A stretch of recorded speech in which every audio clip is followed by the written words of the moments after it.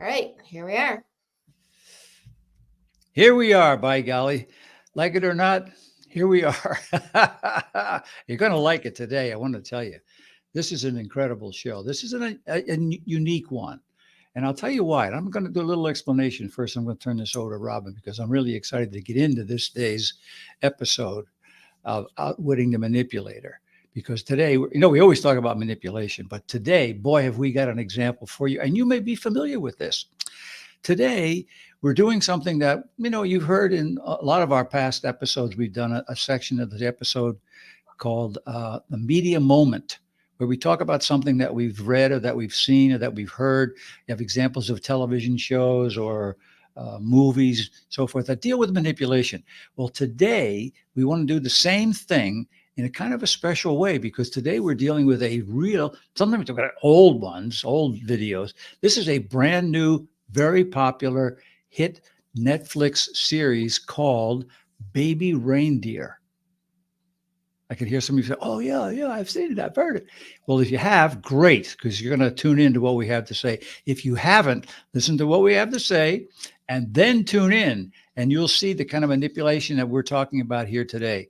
But we'll get into that in a couple of minutes. Let me ask Robin to explain a little bit more about it, and you get ready for this because you're going to really enjoy this one. Robin, take us into Baby Reindeer. If you haven't seen it, you may not want to listen to this because it may give some things away. All right. Mm.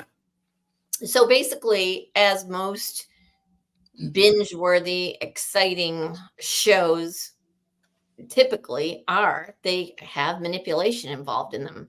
I mean, let's face it, that creates all of the drama and all the excitement and makes it easy for us to sit at home and go, oh my God, I can't believe he fell for that. I can't believe he did that. One of the things I like about Baby Reindeer is I think it did a better job of, and I don't know if his name is Gad or God or Richard. Gadd, Gadd.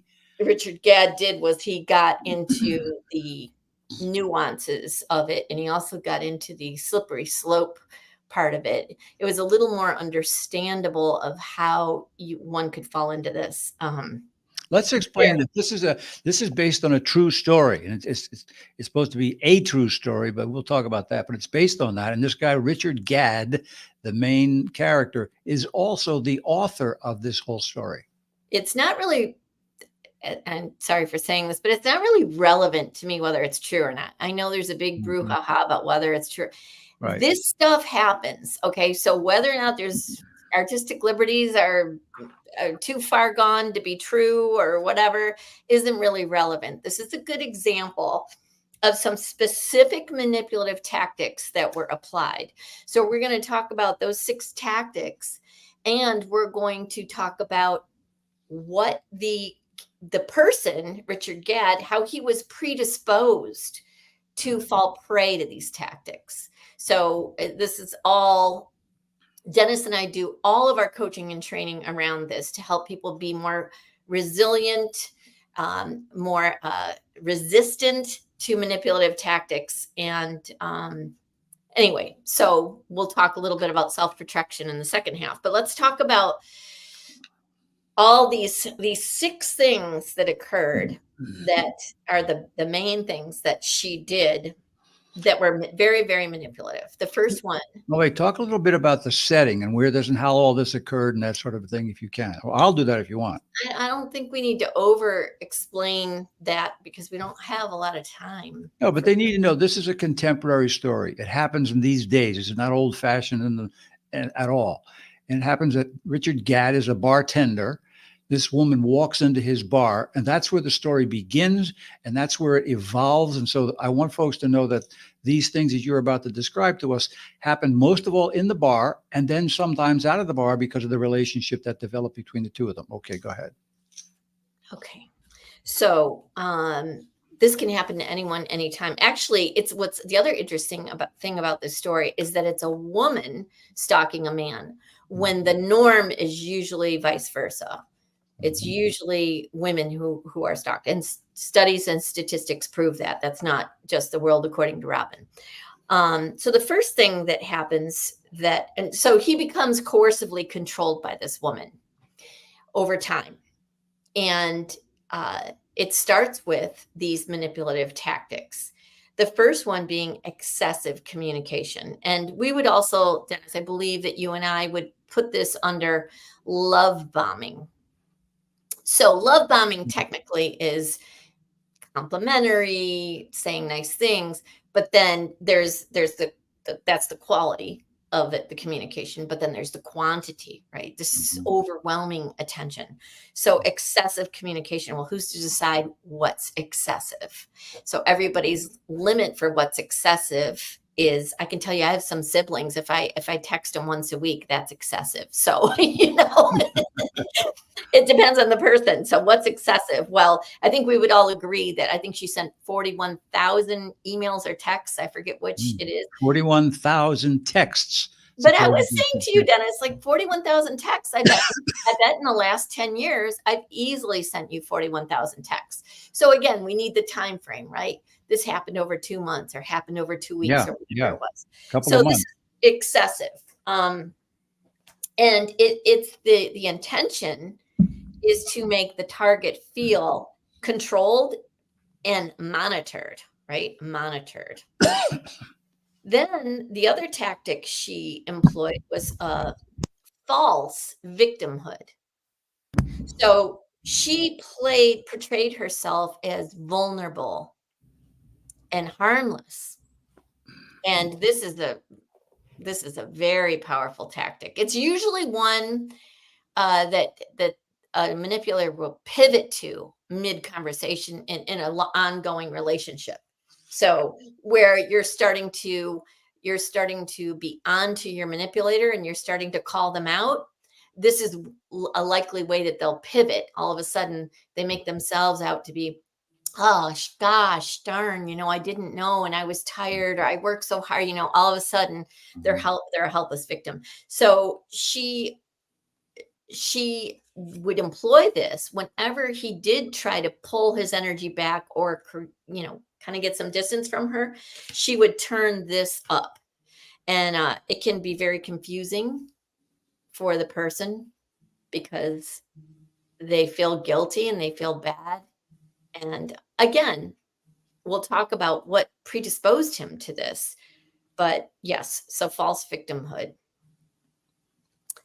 The third one, Dennis, famous movie, one of our top most popular Oh, yeah. tech. It was gaslighting, gaslight.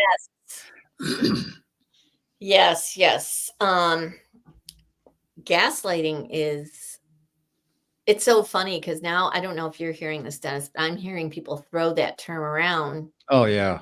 to manipulate Oh, someone yeah. Yeah, yeah, yeah. instead of, wait a minute. And so it gets really, this is where the waters get muddied very Yeah, quickly, yeah. because like, are you gaslighting me? It's like, no, I'm just Mhm. telling you something you don't want to hear. Yeah, yeah, Not telling you something that yeah, isn't true. yeah. Gaslighting is convincing somebody of alternative facts, Mhm. insisting that things happen to the point where you're so confident in your delivery and that the person starts to doubt their own perception. Oh, Dennis is taking a break, so I get to do all the talking. Lucky you guys. The fourth one. I'm using what's called the cough button. In the old radio days, everybody had one. Now they're visible, these microphones. Now It's a it's just an cough on-off button. button. It's Okay. just a All right. but you use it when you have to cough or sneeze or something like that. So go ahead, I'm sorry. Go ahead. Next one is isolation. Mhm. Now, what's really interesting about isolation is it is it takes time to Mhm. isolate someone. Mhm. Mhm. It has to be this drip, drip, drip, Mhm. drip. I have someone who's been isolated from me in my circle, by someone else has isolated that person, and it's incredible because I when I go back in time and I look at it, I go, oh, I can clearly see things that I saw happening and felt. But then it finally got to the point where it I got cut off completely, and that now that person is isolated from almost everyone. It's a very hard thing. Um, it's done by negatively speaking about someone or providing misinformation or convincing, selling, really selling the target on the fact that this person is bad and you don't want to be around them. Mm. And she definitely so where she what's interesting about this, Dennis, I don't know if you remember, but where she couldn't do it through persuasive power, just through language, she did it by inserting herself so that he got, for example, he was renting a room from his ex-girlfriend's mother, and she showed up there and made a big scene, and therefore Mhm. he got kicked out of a place that Mhm. was affordable Mhm. and convenient for him. Mhm. And this is exactly so. Some of you have read our book or know a little bit of my background. Uh, my mother tried to do this a lot growing up, so that there was enough of a scene created where people would distance my friends would distance themselves from me because they didn't want to be around her. So it was no fault of mine. It was just guilt by association.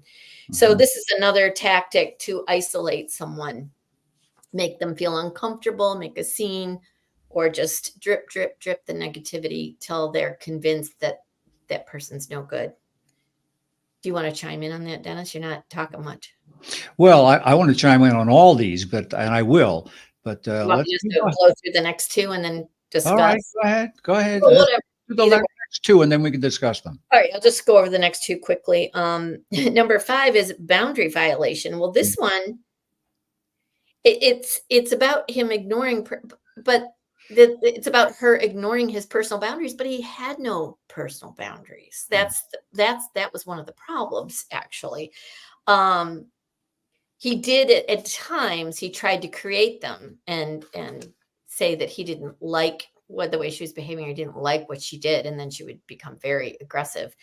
Um, but the boundary violation, we all have these assumptions about boundaries. So we all know, for instance, if somebody walks up to me in public and they start talking to me 2 inches from my face, most onlookers would say, "Whoa, that's a boundary violation." In New England, basically, if you're within 5 feet of the person, it's a boundary violation. But in the Midwest, I can get a lot closer before it's a boundary violation. So it's all very transient, and it's Yeah. it's indicated by the person.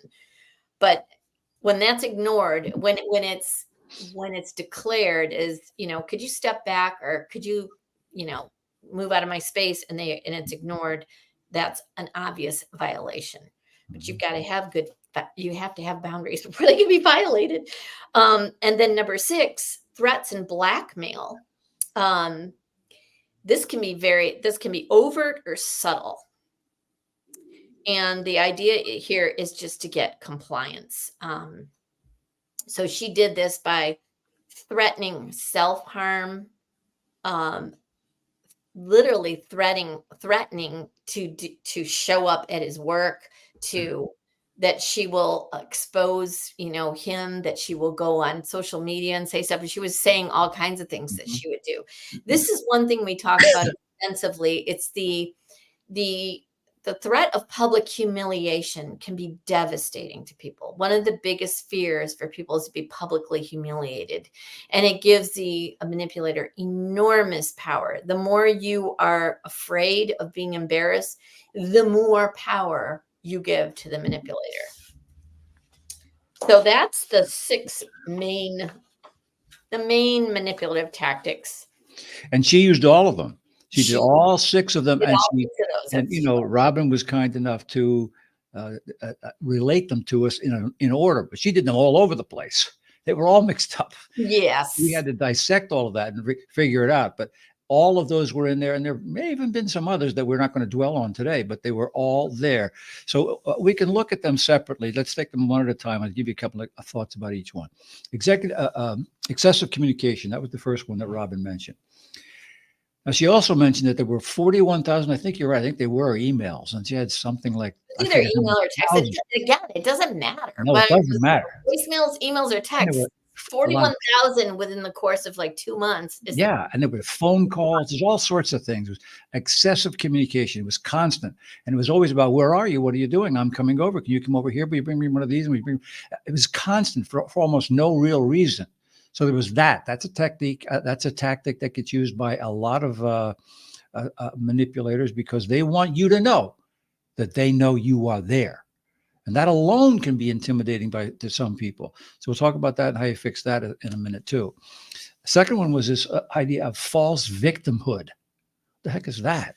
Well, that's where she finally began to, if she knew he was catching on, she would say, "Oh, I'm so yeah, sorry. I'm, and she had a lot of reasons and excessive thoughts about what a victim she was and how it was done. The world's out to get her, and she said she saw this and that, and then she said, on the other hand, though, I'm a lawyer. Well, she claimed to be a lawyer and with having all of these other issues and difficulties and challenges, but she became a strange victim to him. And that she played that up throughout the entire thing that she was only a victim. At one point, it got so severe that he decided to. She always met him in the bar, by the way, always came to his bar room where he worked. At one time, he decided, look, I'm going to just follow her home and find out, is she really a lawyer? Well, he did. He followed her home and he secretly snuck over. He looked in the window to see.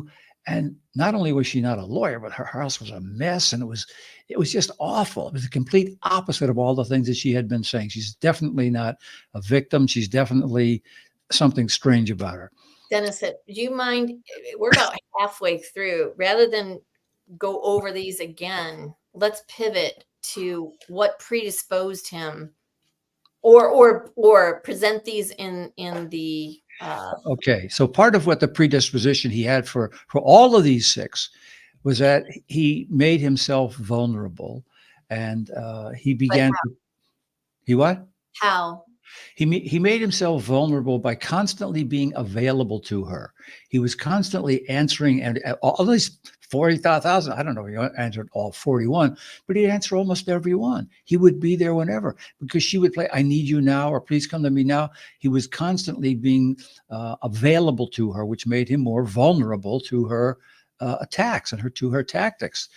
He was tolerating. This is another thing that made him a target. He tolerated all that rather than saying, "No, don't, stop, I won't." He tried that Now it got to the over point time. where Yeah. it got to the point where he tried that. He got so upset and frustrated about her that he tried that. But by that time, it was too late.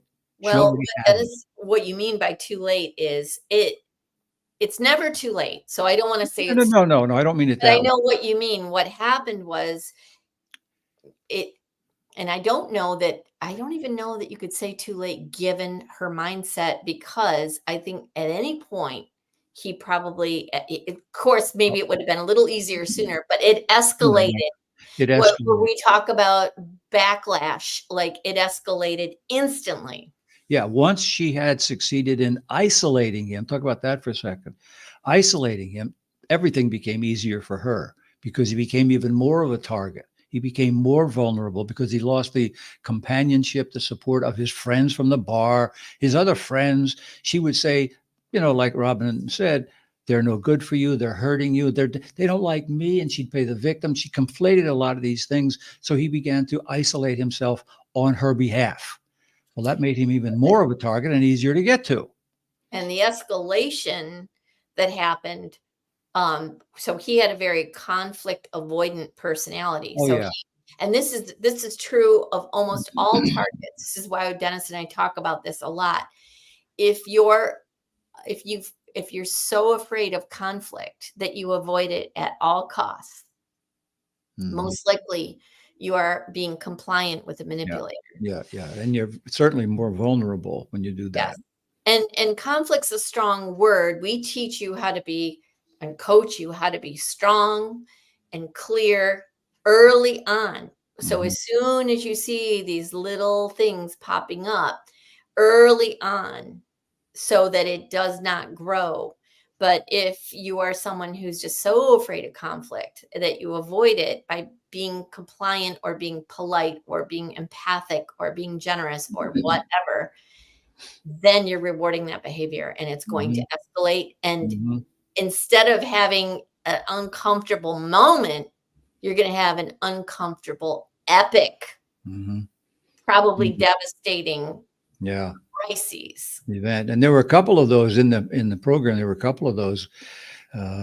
Some of it Oh, became yeah. some became actually violent when it got to the point where he couldn't seem to control her, even avoid her or evade her. She would track him down, and there were some violent issues in there, which we won't reveal to you. But she went as far as she could go. Uh, And the one thing of is, Dennis, that people have never been around these personalities or have never had Yeah, yeah, experience with these yeah. types of personalities. You don't know. They are Yeah. so a good example I'll give about my own mother. I had 3 cousins, 3 different cousins, 3 female cousins who only saw the roses and rainbows side of my mother. And my cousins would hammer me that I needed to be more open, more this, Mhm. that, and whatever. Mhm. And I kept saying, "You don't know her. You don't know the other side." And they were like, "Well, when nobody's ever seen it, well, how bad can it be? Oh, come on. Don't you think you're Mhm. overreacting?" Mhm. Yeah. Mhm. Mhm. Each one of them, this took place over 50 years, by the way. Mhm. But it took each one of them their own individual experience. One was one cousin, she was on speakerphone with my uncle. And that's when she saw it for the first time ever. And she could never unsee it or unhear it. She was Mhm. like, oh my God, I had no idea. Okay, fine. Mhm. Another cousin went head to head, with her because my mother didn't get her way. And normally she got her way. So that backlash. So that cousin got really scared and nervous and cut her off. Mhm. And then another cousin, same thing. She was the one who hung on the longest. Mhm. She was getting her to do her bidding as a surrogate, which we talk about in the book. This is when a manipulator gets a surrogate to do their manipulating or their bidding for them. So the manipulator wants something, they've lost credibility, they can't do it themselves. So they get somebody that other people respect and Mhm. like. They get in their head and they make them advocate for them. So this cousin did that with my siblings and I. Mhm. And Mhm. we all shut her down and said, you're wrong. You don't get it. You're wrong about this. She's trouble. And that blew up. So she finally got the scales fell, finally. But until that happens, a manipulator who's charismatic, who's funny, who can be very loving, who can love bomb, who can even be there in your time of need and help you Mhm. and be there for you, you are going to never believe No. you're never going to believe it until you see Yeah. it. Yeah. And that's what happened here. Yeah. Yeah. No one would ever believe that this woman who's smart, Mhm. who's kind, who's Mhm. funny, supportive, could turn like that. Even his friends with whom he was very close and he worked with, they thought, "Oh, no, you're wrong. She's lovely. She's this and that." No, no. And talk about a boundary respect. My goodness, her violations of the boundary were constant. No matter where he was, after a while, she'd always come to the bar. But after a while, he'd try to sneak home. She'd be home. He'd go to he was trying to be a comedian is what he did when he wasn't working at the bar. She'd show up at his shows and she would heckle him during the show out loud. Finally, he went to that place where he was living and he noticed that every day she would show up sitting at the bus stop across the street from his house, just sitting there watching the house. How creepy does this get? But You know, then he felt sorry for it because yeah, he felt sorry. the other thing that made him vulnerable was he had a lot of guilt and felt a lot of responsibility. And Yeah. this is a hook. This is a hook. You have got to have inner strength to stand up to this type of manipulation. Yeah. So that gets me to the point of what was missing. How did all this happen? And we won't tell you how it ends, but how did it ever get to this position? And if you're in any of those under any of those circumstances, if you're facing any of those situations or those tactics, what can you do? What didn't he do? Well, one thing he didn't do, and we've suggested this to you how many times, he did not have the courage to do anything about it. It took a long, long time. I'm not going to tell you how it ended, but he didn't have the courage to stand up to her. And we've talked to you before about when you face these kind of He tactics, lost everything, the where he lived, his job, everything. you He got, know, and and had other bad things happen to now him he's as planning to well. get married. That didn't happen. Anyway, we won't go into too much of it, Robin. We want to give it away, but Well, I don't think it had to do with him getting married, but he basically what he did not advocate for himself, nor did he know how to. And he got in fast. He got in.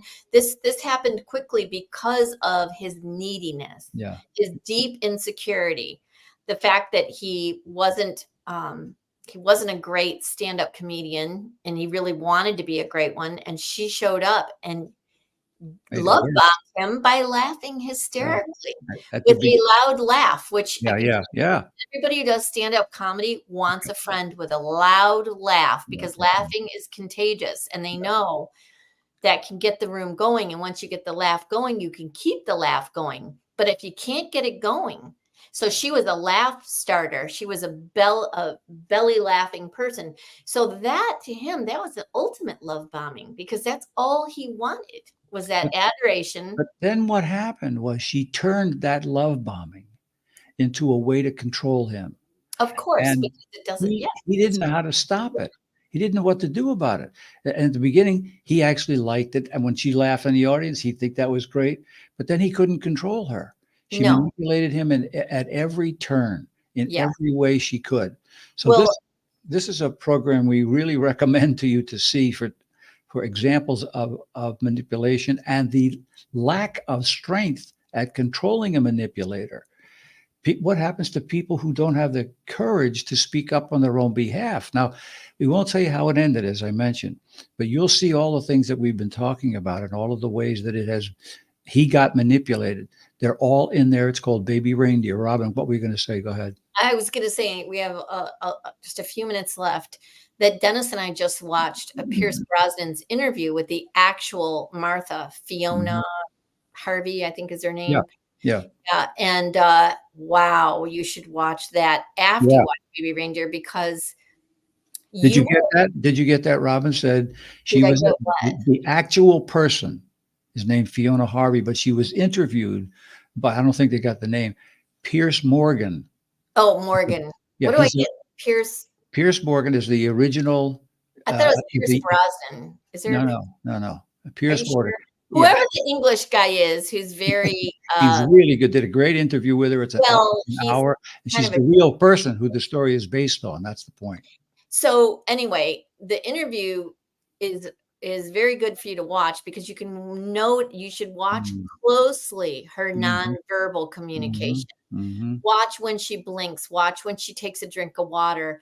Her mhm, rage is there, it's evident if you mhm, look closely. It's she's holding it in, and mhm, boy, I'll tell you, they're saying she's saying that none of it's true and he made it all up, mhm. and Pierce was holding her feet to the fire, and you could watch her use Yeah.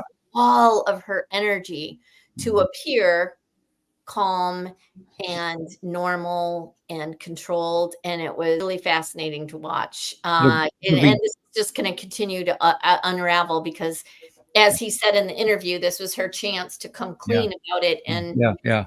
she triple, quadruple down as a manipulator will do because they believe they can outwit and outtalk Mhm. everyone in the room. Mhm. It'd be And better for you if you see the show first and get a yeah, that's sense right. of what this is all about, and then listen to the interview with the actual person, not the actress, but the actual person on whom the story is based.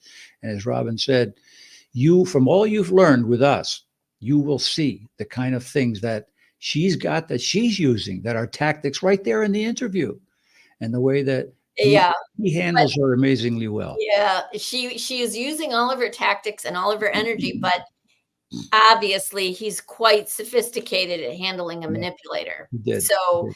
and you'll see him go right to the edge and Yeah, then kind of then pivot and then go yeah. right to the edge again and then pivot again. It's I might rewatch it. It was a beautiful orchestration there of that. Fascinating, His really fascinating. ability, yeah. Now remember, we've talked to you about three things. I talk about courage, but be curious, have the courage to ask a question. Those three things. Watch this when you watch the interview with him. Watch how he uses questioning and curiosity together Yeah. to bring her out. You'll get a good example of how to deal with the manipulation and you'll see the curiosity, the courage, and the questioning all take effect when you see the actual interview. But at any rate, I know we're up to time. Oh, It's a and lovely also, I topic to just deal want to add with. one more thing. Sorry. Oh, there's always one more thing. She contradicts herself. So see if you notice Oh, that. yeah, yeah. Now, don't give it Actually, away. Don't give it well, away. in the interview, Figure I'm it out. not giving anything away. Listen for the contradictions Yeah, you'll because she get it. gives You'll get herself it. away. In the meantime, remember to what? Robin, tell them to write to it. What are we going to do? Website, give them the last commercial. Okay, everybody, please follow us by subscribing at outwitinrealtime.com, outwitinrealtime.com. And you can also find us, the Facebook group, Outwitting the Manipulator, the podcast called Outwitting the Manipulator, which we hope you will rate and share with others. We would appreciate that. And we've got some workshops and training things coming up where we could meet you It's all live. on the website. Pay attention. We'll be there. We can't wait to meet you too. And we'll talk more about this. Who knows what's going to happen between now and then. So in the meantime, we're so exhausted from this because it was such an incredible experience watching it and learning from it. You can do the same thing. In the meantime, she's on this side of me over here. She's over here. You heard, that's my colleague, Robin Galinsky. And I am Dr. Dennis Becker. Thanks for listening, and bye for now.